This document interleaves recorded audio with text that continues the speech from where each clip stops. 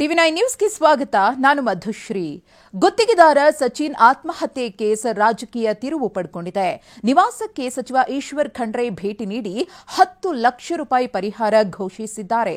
ಇನ್ನು ಬಿಜೆಪಿ ನಿಯೋಗ ಕೂಡ ಸಂಜೆ ಸಚಿವ ನಿವಾಸಕ್ಕೆ ಭೇಟಿ ನೀಡಲಿದೆ. ರಾಜಕೀಯ ತಿರುವು ಪಡೆದ ಸಚಿನ್ ಪಾಂಚಾಳ್ ಆತ್ಮಹತ್ಯೆ ಕೇಸ್. ಬೀದರ್ನಲ್ಲಿ ಗುತ್ತಿಗೆದಾರ ಸಚಿನ್ ಆತ್ಮಹತ್ಯೆ ಪ್ರಕರಣ ರಾಜಕೀಯ ಜಟಾಪಟಿಗೆ ವೇದಿಕೆಯಾಗಿದೆ. ಬಿಜೆಪಿ ನಾಯಕರ ಆರೋಪಗಳ ಬೆನ್ನಲ್ಲೇ ಇವತ್ತು ಮೃತ ಸಚಿನ್ ಮನೆಗೆ ಬೀದರ್ ಉಸ್ತುವಾರಿ ಸಚಿವ ಈಶ್ವರ್ ಖಂಡ್ರೆ ಭೇಟಿ ನೀಡಿದ್ರು. ಬೀದರ್ ಜಿಲ್ಲೆ ಭಾಲ್ಕಿಯ ಕಟ್ಟಿತೂಗಾಂವ್ ಗ್ರಾಮಕ್ಕೆ ಭೇಟಿ ಕೊಟ್ಟು ಸಚಿನ್ ಕುಟುಂಬಸ್ಥರಿಗೆ ಸಾಂತ್ವನ ಹೇಳಿ ಧೈರ್ಯ ತುಂಬಿದ್ರು. ಇದೇ ವೇಳೆ ಪೊಲೀಸರು ಸಚಿನ್ ಮನೆಯೊಳಗೆ ಎಂಟ್ರಿ ಆಗ್ತಾ ಇದ್ರು. ಈ ವೇಳೆ ರೊಚ್ಚಿಗೆದ್ದ ಕುಟುಂಬಸ್ಥರು ಖಾಕಿಯನ್ನ ಮನೆಯೊಳಗೆ ಬಿಟ್ಕೊಳ್ಳೇ ಇಲ್ಲ.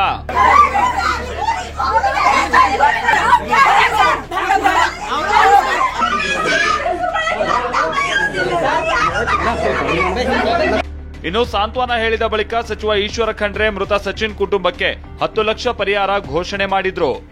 ಈ ಪರಿವಾರಕ್ಕೆ ನಾವು ಸಂಪೂರ್ಣವಾಗಿ ಭದ್ರತೆ ಕೊಡ್ತೇವೆ ಮತ್ತು ಸರ್ಕಾರದ ವತಿಯಿಂದ ಸರ್ಕಾರದ ಮತ್ತು ಖಾಸಗಿ ಜಂಟಿ ಸಹಭಾಗಿತ್ವದಲ್ಲಿ ಇವತ್ತು ಜೀವ ಅತ್ಯಮೂಲ್ಯವಾದಂಥದ್ದು.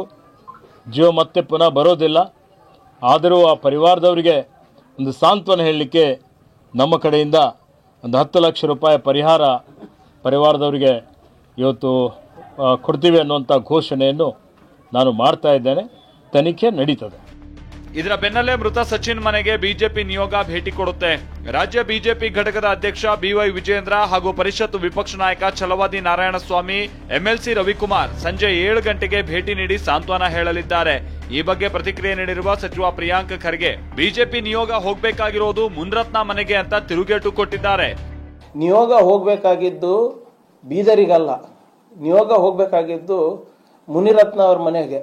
ಹೇಗೆ HIV ಪೀಡಿತ ಮಹಿಳೆಯರನ್ನ ದುರುಪಯೋಗ ಮಾಡ್ಕೊಂಡು ವಿರೋಧ ಪಕ್ಷದ ನಾಯಕರಿಗೆ HIV ಇಂಜೆಕ್ಷನ್ ಚುಚ್ಚಬೇಕಂತಿದ್ರಲ್ಲ, ಅದ್ರ ಬಗ್ಗೆ ಸತ್ಯ ಸಂಶೋಧನೆ ಆಗಬೇಕಾಗಿರೋದು.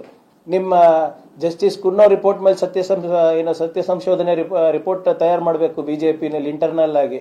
CT ರವಿ ಏನ್ ಹೇಳಿಕೆ ಕೊಟ್ಟಿದ್ದಾರೆ ಅದ್ರ ಬಗ್ಗೆ ಸತ್ಯ ಸಂಶೋಧನೆ ಮಾಡ್ಕೋಬೇಕು ಇವರು. ಇನ್ನು ಸಚಿನ್ ಆತ್ಮಹತ್ಯೆ ಕೇಸ್ಗೆ ಸಂಬಂಧಪಟ್ಟಾಗೆ ನಿಷ್ಪಕ್ಷಪಾತ ತನಿಖೆ ನಡೆಯಲಿ ಅಂತ ಸಚಿವ ಪ್ರಿಯಾಂಕ್ ಖರ್ಗೆ ರಾಜೀನಾಮೆ ಕೊಡ್ಲಿ ಅಂತ ಸಂಸದ ಗೋವಿಂದ ಕಾರಜೋಳ ಆಗ್ರಹಿಸಿದ್ದಾರೆ. ಇದಕ್ಕೆ ತಿರುಗೇಟು ಕೊಟ್ಟ ಪ್ರಿಯಾಂಕ್ ಖರ್ಗೆ, ಬಿಜೆಪಿಯವರು ಹೇಳಿದ ಕೂಡಲೇ ಯಾಕೆ ರಾಜೀನಾಮೆ ಕೊಡಬೇಕು ಅಂತ ಪ್ರಶ್ನಿಸಿದ್ದಾರೆ. ವಿನಾಕಾರಣ ಈಶ್ವರಪ್ಪನವ್ರ ಮೇಲೆ ಆರೋಪ ಮಾಡಿ ಅವ್ರ ರಾಜೀನಾಮೆ ಕೇಳಿದ್ರಿ. ನಮ್ಮ ಪಕ್ಷ ಪಾರದರ್ಶಕವಾಗಿ ತನಿಖೆ ಆಗಲಿ ಅನ್ನೋ ಕಾರಣಕ್ಕಾಗಿ ಈಶ್ವರಪ್ಪನವ್ರ ರಾಜೀನಾಮೆಯನ್ನು ತಗೊಂಡ್ರು. ಅದು ನಿಮಗೆ ಮಾದರಿ ಆಗಬೇಕಲ್ಲ, ಅದು ನಿಮಗೂ ಅನ್ವಯಿಸ್ಬೇಕಲ್ಲ. ನಾನು ಹೇಳ್ತೇನೆ ಪ್ರಿಯಾಂಕಾ ಖರ್ಗೆ ಅವ್ರಿಗೆ, ಇನ್ನೂ ಯುವಕರಿದ್ದಾರೆ, ಬೇಕಾದಷ್ಟು ರಾಜಕೀಯ ಮಾಡಲಿಕ್ಕೆ ಸಾಕಷ್ಟು ಕಾಲಾವಧಿ ಇದೆ. ನಿಮ್ಮ ಮೇಲೆ ಆಪಾದನೆ ಬಂದಿದೆ. ನಿಷ್ಪಕ್ಷಪಾತವಾದಂಥ ತನಿಖೆ ಆಗಲಿ ಅಂತೇಳಿ ರಾಜೀನಾಮೆ ಕೊಟ್ಟು ಒಬ್ಬ ಮಾದರಿ ರಾಜಕಾರಣಿ ಆಗಬೇಕು ಅಂತ ಒತ್ತಾಯ ಮಾಡ್ತೇನೆ. ರಾಜೀನಾಮೆ ನೀವು ಹೇಳ್ದಂಗೆಲ್ಲ ಕೊಡಕ್ಕಾಗ್ತದೆ. ನಾವು ವೆರಿ ಕ್ಲಿಯರ್ಲಿ ಈಶ್ವರಪ್ಪ ಅವ್ರ ಕೇಸ್ನಲ್ಲಿ ಈಶ್ವರಪ್ಪ ಅವ್ರ ಹೆಸರು ತಗೊಂಡಿದ್ದಾರೆ. ನಿಮ್ಮ ಕಾರ್ಯಕರ್ತರಿದ್ರು.